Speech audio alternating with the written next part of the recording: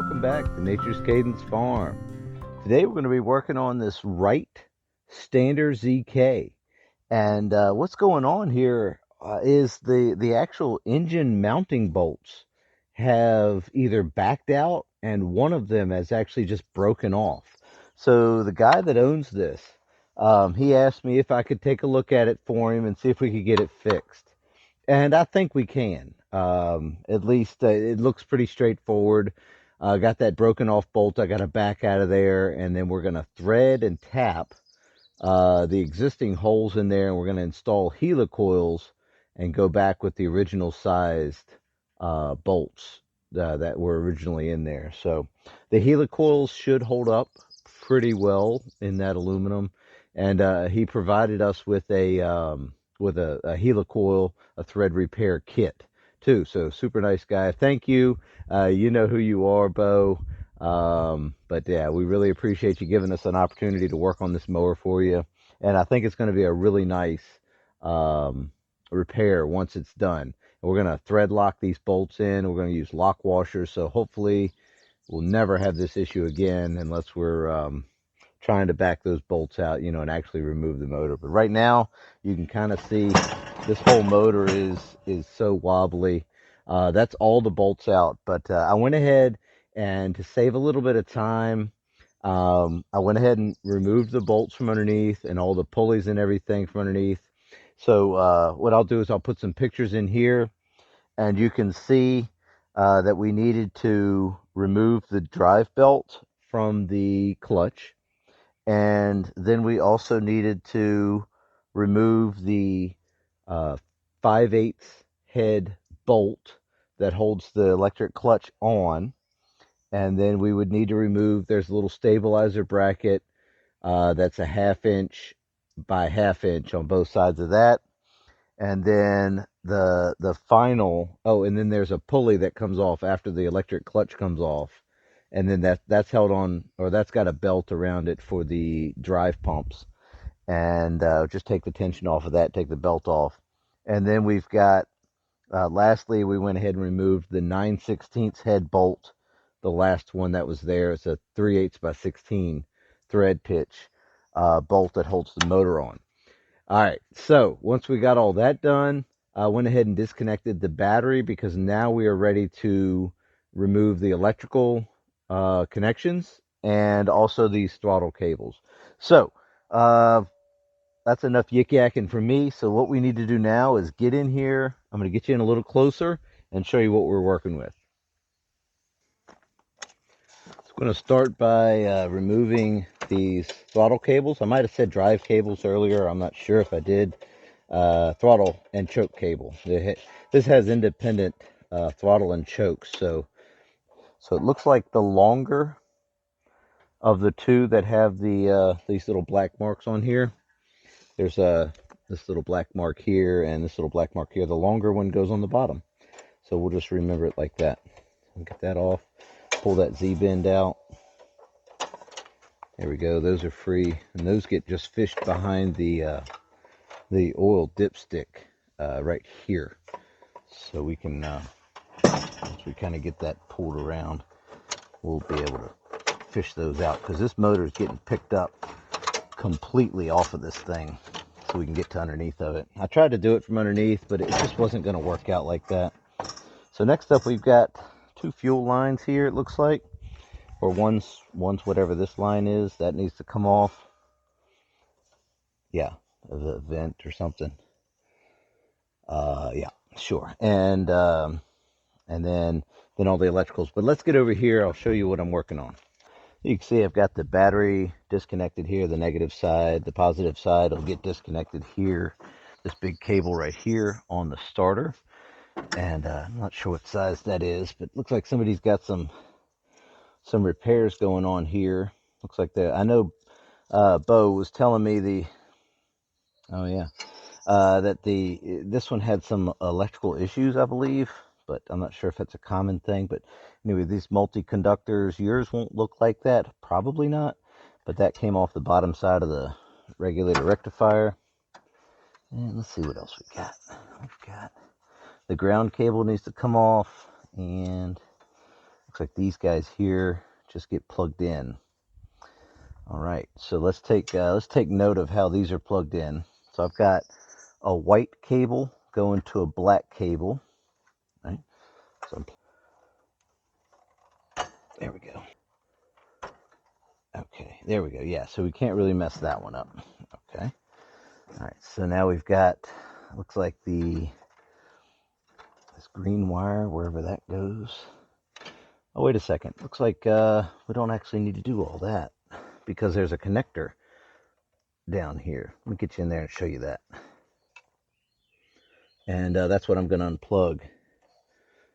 Okay, yeah, it looks like that takes a small screwdriver underneath there to pop that tab loose, unless this will just come unplugged. I got a little screwdriver here, and we're going to attempt to get this underneath of this connector. Maybe one there, maybe one here. Looks like it was unplugged before. Okay, so we got that connector unplugged. Wasn't too bad, kind of a pain, but we got it nonetheless. Oh, and it looks like, okay. So this wire here is just underneath of a cable tie where it got tied into there, so we can go ahead and pull that off or out of there. All right, so that's it there. And that takes care of our green wire that was hooked up. And this wire here was not connected to anything. Yours might be. Now it looks like we've got two wires here, this black and this black, that are underneath of there. And I'm not sure what size that is. We'll go with a, what do you think it is, metric or standard? I guarantee it's the opposite one that I picked up. We're going to try a 1/2 inch first. Let's see here. We got that on lefty loosey. Oh, and it's a 1/2 inch. Wow, okay. I don't know, let me know below if you know this, but I don't know, can you spec a Kawasaki engine for standard, SAE bolts and stuff? Because for sure the bolts underneath were 3/8 16, like no doubt. They were not metric at all. So just let me know if you know that or not. So got my positive. Remember, we have the battery disconnected. We want to make sure we do that first. And okay, definitely a 12.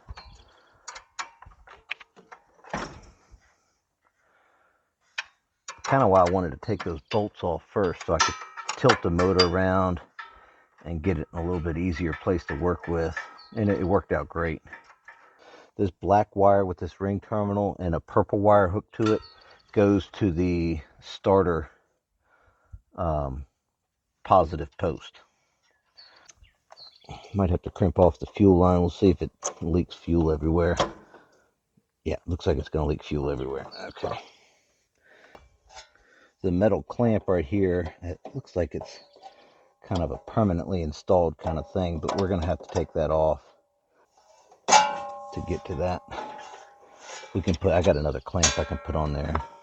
But I'm going to go get something to shove down in the end of that fuel line, and that way that'll be ready to go.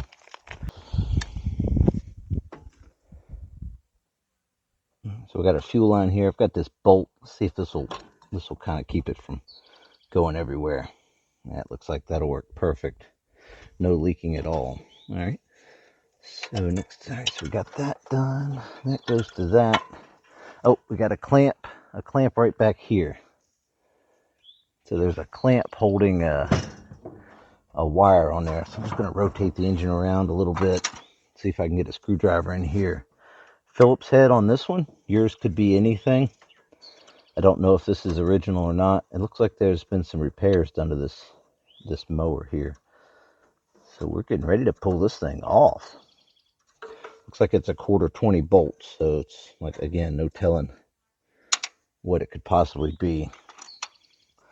And that just went through a one of these little like clamp on, threaded in little clips like that. I think the motor is off completely, like disconnected from the engine or from the frame.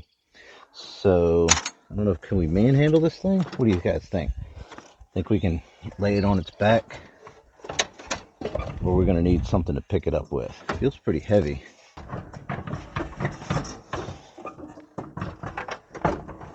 Yeah, it's not that heavy. The plan is just put it on its butt like this, and that way I can get to the bottom side of it. Let me get you guys here where you can see what's going on a little bit better. I can definitely work with it right here. So you can see we've got the bottom side of this engine, and I'll put a block of wood underneath it here, and then we'll be able to get to work on this thing. So there you go. I've just got this piece of wood going across the frame for the deck. And here's that broken off bolt, and you can see how mangled this poor thing is. And this is all stripped out here. These two down here, which you can't really see, are pretty much the same way. This one back here, which we're going to drill out anyways and fix, because it was pretty loose too, because it had been beating and banging up against it. But yeah, that's not good. So let's get a drill, and I've got a left-hand drill bit, and we're going to see if we can get this broken off bolt out of here. All right, so here we go. Got my hand drill here. This is a Milwaukee M12. You know, anything will really work, but this is a left-handed drill bit. And so that way, if I do catch the bolt and it wants to come out, then it'll go ahead and start coming on out. And that'll be a good deal, because then I won't have to use the extractor, which I have the extractors, and I hope they work.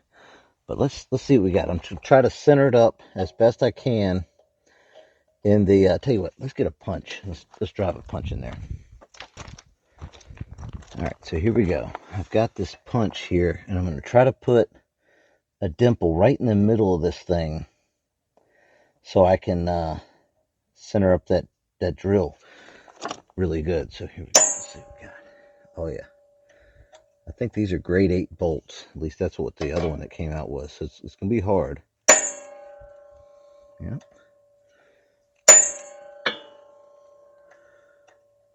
It's actually dimpling very well for what it is. Okay. So we've got a dimple in there for our drill to kind of set inside of. So you can see we've got this dimple here, and we're going to try to get this left-handed drill squared up and halfway straight with it. So let's see what we got. I'm going to try to drill it at kind of an angle, because I was off a little bit.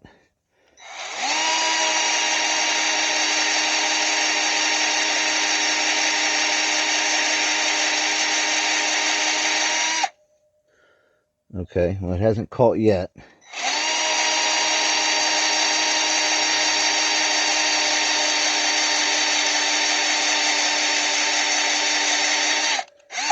Now the plan is, if I can get all the way through this bolt, I will. That way, because if it is tight, I'll be able to put the extractor in there, and that'll give it a little bit of relief to let itself out.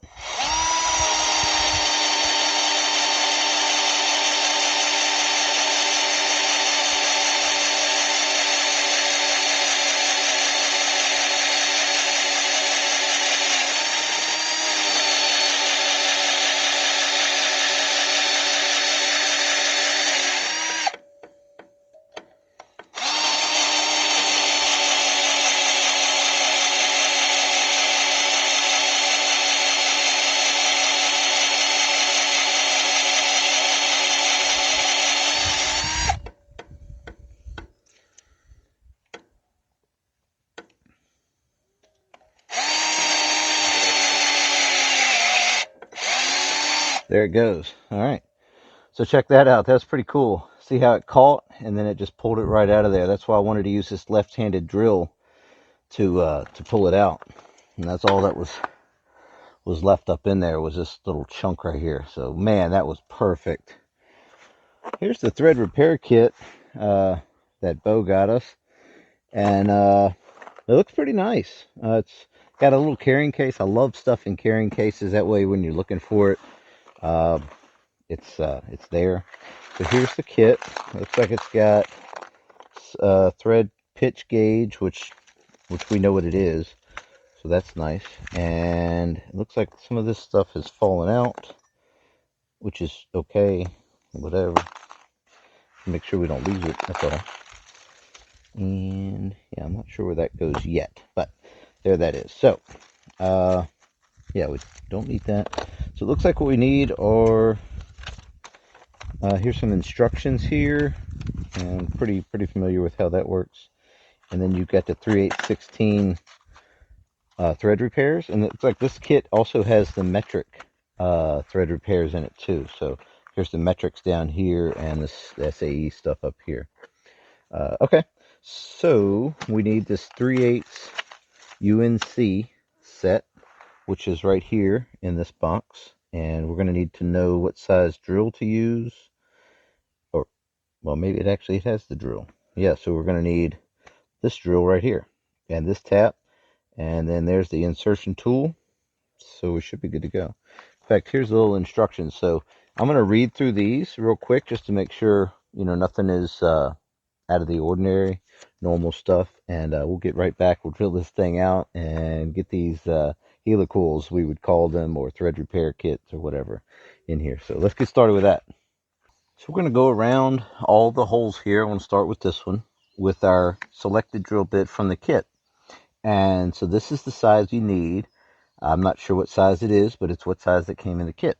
And then you would use the tap, which I'll show you on this hole, to tap out the larger drilled hole. And then we'll go back with the thread insertion tool, and then we'll remove the little tab at the back end of it. But here we go. We're just going to, it's aluminum, so we're just going to go until it stops. And I'll just use this, the break off tool right here for the little tabs to show you how deep the hole is. It's not that deep. So just up to there. That's how deep we need to go. So I just don't want to go too deep, So I'll tell you what I'll do. I'll mark this drill bit with a Sharpie marker. That way we know where to stop. Let's do that. So it looks like we need to go in there, and it's about right there. So yeah, let me go get a marker and we'll check that out. So we won't go any deeper than this blue mark that I've got on here. Here we go. Let's try this out.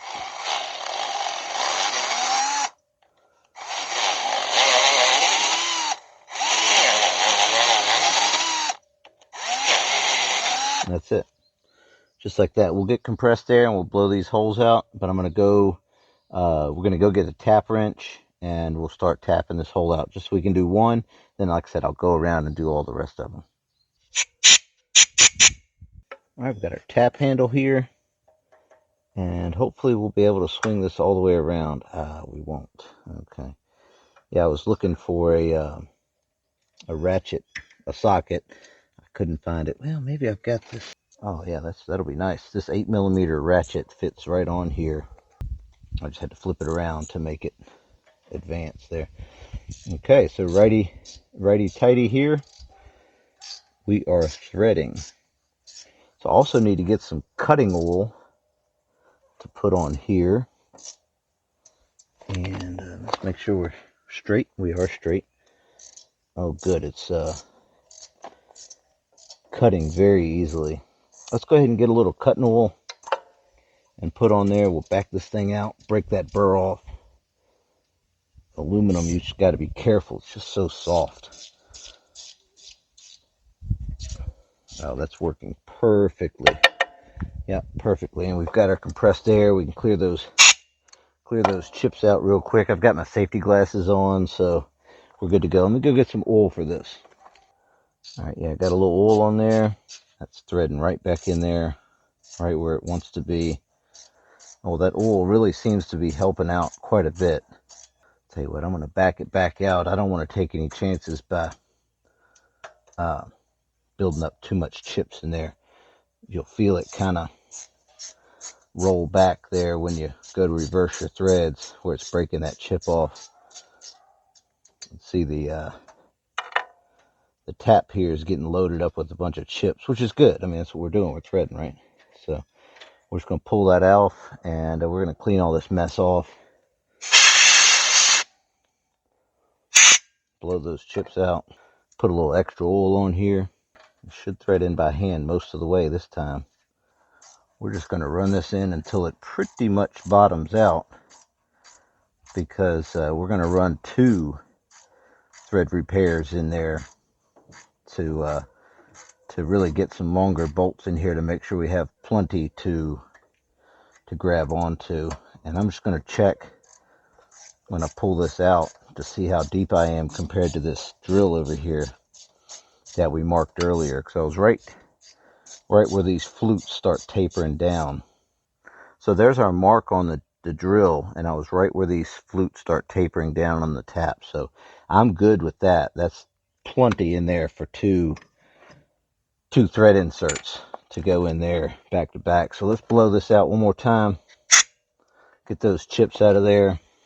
And you guys probably have a better view than I do, but that's nice and threaded. So what we're going to do is we're going to get two of our thread repairs here. You see they've got this little tab on there. Use that tab with the insertion tool, which is this guy right here with the little groove on it. And what you do is you load that in there like that. And I guess you could run that little stop collar up, but that's totally fine. This one's going to stay all the way in there. That little tab can stay all the way in the back. And that's it. Once it goes in there, we're going to take it all the way until it stops. All the way down to there. And then we've got this guy here we're going to put in right behind it until it hits that other one. And I've got extra long bolts to make sure we go all the way. There we go. I think I just hit the other one, which is good. Yeah. So now what I have to do is get in there with that little tool and break off the tab, just like that. And we can blow it out, and it popped right out of there. Yep. So now we've got double stacked taps or double stacked thread repair coils, and I've got our new bolts here. So let's try the new bolt out and make sure it threads in there. It should be good to go. So these are grade 8 flanged bolts that Bo picked up for us. Oh, those will be perfect. There it goes. Just like that. All right.